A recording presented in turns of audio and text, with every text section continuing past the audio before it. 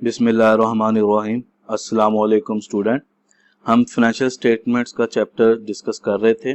Table of content में देखें तो हम इस चैप्टर में प्रीवियसली वीडियोस के अंदर introduction, components of the financial statements, type of the business, cost of goods sold, income statement and factory overhead का treatment, just like under over का ट्रीटमेंट हम डिस्कस कर चुके हैं। और ये इस चैप्टर का लास्ट टॉपिक है इनकम स्टेटमेंट रेशो, कि इनकम स्टेटमेंट्स के अंदर रेशो, कॉस्ट काउंटिंग के अंदर कौन कौन सी रेशोज यूज की जाती हैं। तो स्टार्ट करते हैं। अगर हम फाइनेंशियल रेशोज की बात करें तो ये डिफरेंट टाइप की फाइनेंशियल रेशोज हम यूज करते हैं, just like liquidity ratio, liquidity position check करने के लिए, वर्किंग कैपिटल रेशो, मैनेजमेंट की एक्टिविटीज चेक करने के लिए, एसेट यूजेज रेशो कि हम ऑर्गेनाइजेशन अपने फिक्स एसेट किस तरह यूज कर रही है, efficiency ratio, and last one is profitability ratio. क्योंकि हम कॉस्ट एंड मैनेजमेंट अकाउंटिंग का सब्जेक्ट है, तो कॉस्ट एंड मैनेजमेंट अकाउंटिंग के अंदर सिर्फ प्रॉफिटेबिलिटी रेशोज यूज की जाती हैं और बाकी जो रेशो है फाइनेंशियल मैनेजमेंट के अंदर यूज होती हैं। तो हम देखते हैं इनकम स्टेटमेंट रेशोज। तो डेफिनेशन में लिखता है cost accounting are also required to analyse the result gathering from the financial statements. तो बेसिकली रेशो का ऑब्जेक्टिव क्या होता है? परफॉर्मेंस इवैल्यूएट करना। These ratio analyze help the management to take the certain decisions. These ratio do not include complex ratio like financial ratio or investment ratio. Cost counting are concerned about the ratio relating to the profit and manufacturing cost. के profit से और cost से relevant जो ratios होती है वो cost accountant calculate करता है फॉर डिसीजन पर्पस के लिए। तो अब वो कौन कौन सी रेशियोज हैं, तो ये हम एक टेबल डिस्कस करते हैं। सबसे पहली जो रेशियो है that is called gross profit margin और second is gross profit markup, margin and markup. तो इसमें देखें ग्रॉस प्रॉफिट, तो ग्रॉस प्रॉफिट हम अबव रखेंगे दोनों रेशियोज के अंदर। मार्जिन का जब लफ्ज यूज किया जाएगा तो हम सेल को 100% लेते हैं और जब मार्कअप का लफ्ज यूज किया जाएगा तो हम कॉस्ट ऑफ गुड्स सोल्ड को 100% लेते हैं। ये दोनों में बेसिक डिफरेंस है कि दोनों में ग्रॉस प्रॉफिट ही लिया जाएगा। अब यहाँ पर जब ग्रॉस प्रॉफिट मार्जिन की बात करेगा तो हम फार्मूला यूज करते हैं कि gross profit divide by sale और मल्टीप्लाई बाय 100 और ये परसेंटेज में आ जाएगा। और जब ग्रॉस मार्कअप कहेगा तो ग्रॉस प्रॉफिट को कॉस्ट ऑफ गुड्स सोल्ड के ऊपर डिवाइड करेंगे और मल्टीप्लाई बाय 100 करेंगे। ठीक है। उसके बाद हमारे पास थर्ड आती है नेट प्रॉफिट रेशो। तो net profit ratio, gross profit ratio, operating profit ratio, जिस भी आप एक चीज याद रखिएगा, किसी भी फार्मूले के अंदर अगर रेशो का वर्ड यूज हो रहा होगा तो जो उसका पहला लफ्ज होगा उसको ऊपर रखेंगे और सेल को नीचे रखेंगे। Just like gross profit ratio अगर वो कहता है तो ग्रॉस प्रॉफिट को ऊपर रखेंगे, सेल को नीचे रखेंगे। वो कहता है ऑपरेटिंग प्रॉफिट रेशो निकाल दें तो ऑपरेटिंग प्रॉफिट को ऊपर और सेल को नीचे रखेंगे। तो यहाँ पर नेट प्रॉफिट रेशो है तो नेट प्रॉफिट को ऊपर रखेंगे, सेल के ऊपर डिवाइड कर देंगे। तो ये भी हमें this ratio identify the ratio of the net profit over cell, कि ये बताएगा कि सेल का कितना परसेंट हमें नेट प्रॉफिट हुआ। उसके बाद फोर्थ हमारे पास जो रेशियो इंपॉर्टेंट यूज की आती है वो है cost of goods sold to sale. एक चीज याद रखें, किसी भी रेशियो के दरमियान में टू आए, ऑन आए, तो हम क्या करते हैं, जो पहला लफ्ज होगा उसको ऊपर रखेंगे और जो दूसरा लफ्ज होगा उसको डिवाइडर में लेके आएंगे। तो यहाँ पर है cost of goods sold to sale, तो पहला लफ्ज है कॉस्ट ऑफ गुड्स सोल्ड तो उसको ऊपर रखा, सेकंड लफ्ज सेल है तो उसको नीचे रख के हमने डिवाइड कर दिया। और ये रेशियो में बताएगी कि cost of goods sold sale का कितने परसेंट है। जितना ज्यादा हमारे पास cost of goods sold sale की परसेंटेज ज्यादा होगी तो हमारा profit margin, gross profit margin उतना कम हो जाएगा। उसके बाद कुछ इन्वेंट्री की वैल्यूएशन के लिए समटाइम यूज हो जाती है for inventory turnover. Inventory turnover का मतलब है कि साल में इन्वेंट्री कितने टाइम मूव करती है। मसलन आप कपड़ा खरीदते हैं, फिर वो शर्ट में कटिंग होती है, फिर शर्ट बनती है, फिर पैकिंग होती है, फिर सेल आउट होती है। तो ये सर्कल साल में कितनी दफा होता है, तो उसको हम कैलकुलेट करने cost of goods sold divide by average inventory. तो how many time in the inventory in turning over toward cost of goods sold, तो ये कैलकुलेट हो जाता है। उसके बाद समटाइम हम लोग इसी के अंदर इन्वेंट्री होल्डिंग पीरियड के ऑन एवरेज हम कितनी देर इन्वेंट्री को होल्ड करते हैं, तो उसके लिए हम एवरेज इन्वेंट्री किस तरह निकलती है, start of the period plus end of the period divide by 2 और उसको कॉस्ट ऑफ गुड्स सोल्ड पे डिवाइड कर देंगे और फिर मल्टीप्लाई करेंगे 365, तो ये रेशियो डेज में आएगी। जस्ट लाइक जिस तरह ये रेशियो टाइम में आएगी और ये रेशियो डेज में आएगी। और बाकी जितनी रेशियोज हमने अब डिस्कस की हैं ये परसेंटेज की फॉर्म में आएंगी। जी। उसके बाद आता है एवरेज कॉस्ट पर मैन्युफैक्चरिंग, कि अगर हमें कॉस्ट पर यूनिट निकालनी हो तो हम दो जगहों पे कॉस्ट पर यूनिट निकालते हैं, एक मैन्युफैक्चरिंग कॉस्ट, एक टोटल कॉस्ट में। अगर मैन्युफैक्चरिंग कॉस्ट में निकालनी है तो कॉस्ट ऑफ गुड्स मैन्युफैक्चर्ड को नंबर ऑफ यूनिट मैन्युफैक्चर्ड पे डिवाइड कर देंगे, और अगर टोटल में निकालनी है तो कॉस्ट ऑफ गुड्स सोल्ड को यूनिट सोल्ड के ऊपर डिवाइड कर देंगे, तो हमारे pass on average cost calculate हो जाएगी। तो ये 7-8 रेशियोज हैं जो हम मोस्टली कॉस्ट काउंटिंग के अंदर यूज करते हैं। अब प्रैक्टिस के लिए हम एक क्वेश्चन अटेम्प्ट करते हैं, जस्ट लाइक ये एक क्वेश्चन है। अब इस क्वेश्चन में उसने कहा सेल्स दी हुई है आपको 30,000 की, डायरेक्ट मटेरियल परचेज दे दिया 100,000 का, डायरेक्ट लेबर दे दिया 80,000 की, एफओएच भी कैलकुलेट करके दे दिया।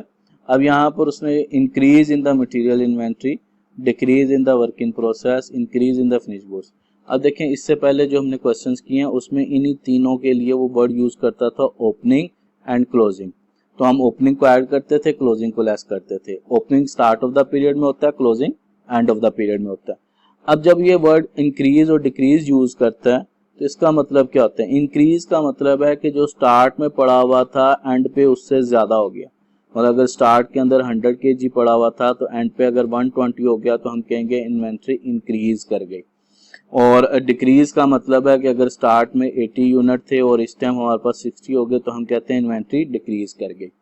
तो यहाँ पर हम देखें तो यहाँ पर क्लोजिंग इन्वेंट्री ज्यादा है, तो जितना डिफरेंस है हम रादर देन 100 ऐड करें और 120 लेस करें, अगर हम सिर्फ 20 बीच में से लेस भी कर देंगे तो वही ऑब्जेक्टिव हो जाएगा जो इन दोनों की कैलकुलेशन से आना था। और अगर वो डिक्रीज करेगा तो इसका मतलब ओपनिंग इन्वेंट्री ज्यादा थी, तो हम क्या करेंगे 20 को बीच में ऐड कर देंगे, तो इंक्रीज डिक्रीज से। अब यहाँ पर कहता है prepare the cost of goods sold statement. सबसे पहले सीजीएस बनाना है और कैलकुलेट द फॉलोइंग रेशियो। अब यहाँ पर देखें बेसिक ऑब्जेक्टिव तो रेशियो कैलकुलेट करना है, तो हम शॉर्ट सी स्टेटमेंट बना लेते हैं सीजीएस की। तो सीजीएस की स्टेटमेंट बनाए तो सबसे पहले उसके अंदर हम क्या लेते हैं? सेल। तो सबसे पहले हमारे पास मटेरियल आता है। मटेरियल में हमारे पास दो चीजें होती हैं। हम सबसे पहले यहाँ पर परचेज लेंगे, तो परचेज मटेरियल दिया हुआ है उसने 100,000 का। इसके अंदर इन्वेंट्री इंक्रीज हुई है, तो इंक्रीज हुई है तो इसका मतलब क्लोजिंग इन्वेंट्री ज्यादा है, तो हम लेस कर देंगे, इसमें से लेस कर देंगे इंक्रीज इन्वेंट्री। और वो कितनी इंक्रीज हुई है इन्वेंट्री? हमारे पास 10,000 की, तो इसमें से 10,000 हम लेस कर देंगे। तो मटेरियल यूज आ गया 90,000 का।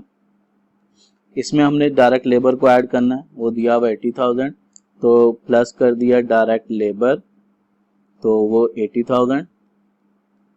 उसके बाद हम एफओएच भी यहीं पे डायरेक्ट ऐड कर देते हैं। एफओएच ऐड किया 70,000 का, तो यहाँ पर हमारे पास आ गया 70,000। तो 70,000 ये तीनों को सम अप करेंगे 90 प्लस 80 प्लस 70, तो ये आ जाएगा 210,000। ये हमारे पास टोटल मैन्युफैक्चरिंग कॉस्ट आ गई कैलकुलेट होकर 210,000। इसके अंदर से हमने डिक्रीज हुआ वर्क इन प्रोसेस, तो हम इसको ऐड कर देंगे, डिक्रीज वर्क इन प्रोसेस को ऐड कर देंगे। कितनी अमाउंट है इसकी? 5,000 की। और इसमें से लेस कर देंगे इंक्रीज फिनिश गुड्स, तो इंक्रीज फिनिश गुड्स इन्वेंट्री को हम क्या कर देंगे? लेस कर देंगे, वो है 30,000 की। तो जब इसको लेस किया तो 210,000 प्लस 5,000 माइनस 30,000, तो ये हमारे पास आ जाएगा 185,000 से कॉस्ट ऑफ गुड्स सोल्ड आ गया। और अगर हम यहाँ पर प्रॉफिट ग्रॉस प्रॉफिट निकालना चाहते हैं तो सिंपल सेल दी हुई है, हम यहीं पे इसको रफ कर रहे हैं, तो सेल हमें दी हुई है, यहाँ पर हम सेल ले लेते हैं। सेल दी हुई है हमें जी 300,000 की, और उसमें से सीजीएस हमारे पास आ गया 185, सीजीएस आ गया 185,000। तो ये लेस कर देंगे 300 में से, तो 300 माइनस 185,000, तो हमारे पास 115,000 आपके पास ग्रॉस प्रॉफिट आ गया। ठीक है, चले अब हम देखते हैं रेशो कौन कौन सी है। तो सबसे पहली रेशो जो उसने पूछी हुई है, उसने gross profit markup ratio, gross profit margin ratio, उसके बाद नेट प्रॉफिट रेशो, उसके बाद finish goods inventory turnover ratio and finish goods inventory holding period. तो पहले हम इन रेशोज के फार्मूलाज लिख लेते हैं और फिर क्वेश्चन अटेम्प्ट करते हैं। सबसे पहला हमने जो कैलकुलेशन करनी है वो है जी ग्रॉस प्रॉफिट मार्जिन रेशो। उसका फार्मूला क्या होगा, हम ग्रॉस प्रॉफिट को डिवाइड कर देंगे नेट सेल पे और उसको मल्टीप्लाई करेंगे 100 से। अच्छा, उसके बाद नेक्स्ट हमारे पास जो कैलकुलेशन आएगी that is gross profit markup ratio. उसके लिए हम क्या करेंगे, ग्रॉस प्रॉफिट को डिवाइड करेंगे कॉस्ट ऑफ गुड्स सोल्ड पे और मल्टीप्लाई करेंगे 100 से। थर्ड हमारे पास जो रेशो आ रही है that is called net profit ratio.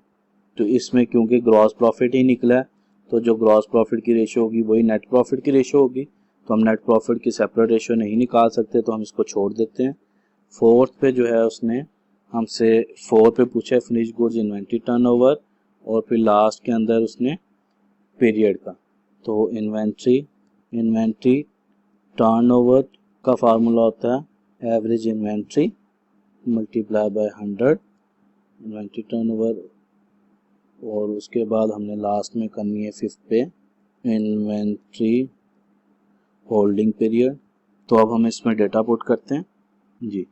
तो ग्रॉस प्रॉफिट हमारे पास आया था 115,000 और टोटल सेल थी हमारे पास 300,000 मल्टीप्लाई बाय 100। उसके बाद अगर यहाँ पर देखें तो ग्रॉस प्रॉफिट था हमारे पास 115,000 और हमारे पास जो CGS आई थी वो आई थी 185,000 मल्टीप्लाई बाय 100। और इन्वेंट्री टर्नओवर देखें तो CGS आया था 185,000 और एवरेज इन्वेंट्री के लिए तो यहाँ पर देखें उसने ओपनिंग इन्वेंट्री भी दी हुई है 60,000, क्लोजिंग इन्वेंट्री दी है 90,000। तो अगर हम 60,000 प्लस 90,000 डिवाइड बाय 2 करें तो एवरेज इन्वेंट्री हमारे पास आ रही है 75,000। तो यहाँ पर 75,000 को डिवाइड कर देंगे मल्टीप्लाई बाय 100। यहाँ पर जाएं तो एवरेज इन्वेंट्री आएगी 75,000 डिवाइडेड बाय CGS दिया हुआ था 185,000 मल्टीप्लाई बाय 100, अब मल्टीप्लाई बाय 365। अब आप इन तीनों को इन सब की कैलकुलेशंस कर लें। तो ये हमारे पास आ रहा है 38.33%, ये हमारे पास आ रहा है 62.16%, ये हमारे पास आ रहा है 24.66% और ये हमारे पास आ रहा है 147.9 डेज जी। अब ये जो कैलकुलेशन की तो अगर इसको अंडरस्टैंड करें तो ये क्या बता रही है, तो जस्ट लाइक पहली रेशियो में ये हमारे पास आया फर्स्ट में ग्रॉस प्रॉफिट मार्जिन रेशियो निकाली 38%, ये बता रही है कि ग्रॉस प्रॉफिट जो है वो टोटल सेल का 38.3% है। इसी तरह यहाँ पर हमने ग्रॉस प्रॉफिट मार्कअप रेशियो निकाली और वो निकली 62%। इट्स मीन के ग्रॉस प्रॉफिट CGS का जो है 62.16% है। यहाँ पर हमने इन्वेंट्री टर्नओवर रेशियो निकाली तो इन्वेंट्री टर्नओवर रेशियो बता रही है